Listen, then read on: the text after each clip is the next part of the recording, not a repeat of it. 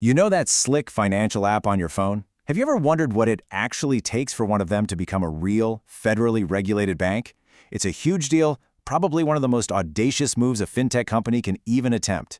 Today, we're going to break down the incredible story of how SoFi actually pulled it off. And it all really boils down to this one simple question. Yeah, on the surface, they kind of look the same, right? You can save, you can borrow, you can spend. But underneath it all, whoa, we are talking about completely different universes with different rules, different risks, and just a totally different level of power. Understanding this is the key to the whole SoFi story. Okay, so let's get right into it. What's the fundamental problem that almost every single one of these financial tech companies runs into? Well, they're incredible at creating these beautiful, easy-to-use apps, but when it comes to the actual banking part of the business, that's where they hit a wall. To get around this, fintechs have this clever but kind of risky workaround, the sponsor bank. Since they don't have their own banking license, they basically have to rent one from a licensed partner. Now, this sponsor is their absolute lifeline, but it also means you're trying to build a billion-dollar business on borrowed land, and that's a pretty precarious place to be. And this is where you really see the difference. It's all about where the money comes from. As a fintech, you're paying your sponsor bank, and you're borrowing really expensive money on the open market to fund your loans.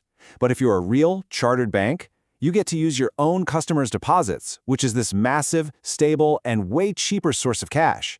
It really is the difference between renting a house and owning it.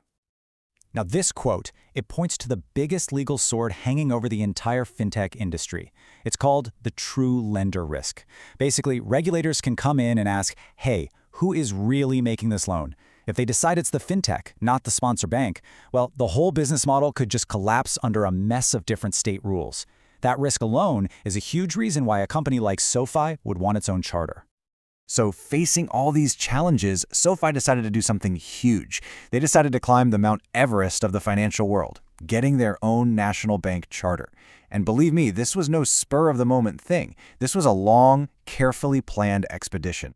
And you can see here, this was not an overnight project. SoFi started way back in 2011, but the real game-changing move didn't happen for a full decade. And it was so clever. Instead of going through the painfully long process of starting a bank from scratch, they made a brilliant strategic move. They just bought Golden Pacific Bancorp, a tiny little community bank. That one move gave them a huge head start and probably shaved years off their journey. And you know what? There's a clear playbook for how to do this. It's all about convincing the regulators that you are a serious player, not just some tech company messing around with money. You've got to meet them early, your story has to be rock solid and consistent, and, this is a big one, you have to absolutely nail your CRA plan. That's the Community Reinvestment Act, and it's how you prove your new bank will actually be good for the local community. Right? Let's talk about the application itself, because, wow, it is an absolute beast. This is the moment where that Silicon Valley move fast and break things culture just slams head-on into the super meticulous, super risk-averse world of federal bank regulation. I mean, we're talking about a mountain of paperwork, hundreds, if not thousands of pages covering everything from business plans to financial projections to the entire life story of every single person on your proposed board. This document had to prove that SoFi was ready to be a pillar of the U.S. financial system. The stakes were that high. So how do you prove you're ready for the big leagues? Well, you assemble an absolute A-team. And SoFi's proposed board, it was a masterclass in building credibility. They didn't just get tech people, they brought in a top anti-money laundering exec from Chase, a former general counsel of the FDIC, and get this, a 32-year veteran from the OCC itself, the very agency reviewing their application. That's not just a board, that's a powerful statement. So, after surviving that entire gauntlet, the rewards for SoFi were, well, let's just say they were immense. This move completely transformed the company's financial DNA and its entire future. And this was the moment. The OCC gave the official green light. SoFi Bank National Association was officially born. And the impact? It was immediate and honestly pretty staggering. First up, the money.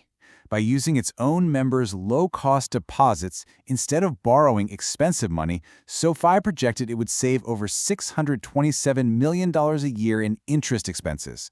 That is a massive, game-changing boost to the bottom line. Next up, the customers, or as SoFi now calls them, members. With the trust and the capabilities of a real bank, their member base just exploded, reaching over 12.5 million people. That's the power of becoming a one-stop shop for everything financial. In this number right here, this shows their newfound power in action. In just one single quarter, SoFi originated a record-breaking $9.9 billion in loans. As a bank, they now had the cheap funding and the regulatory flexibility to meet this huge demand on a scale they could have only dreamed of before.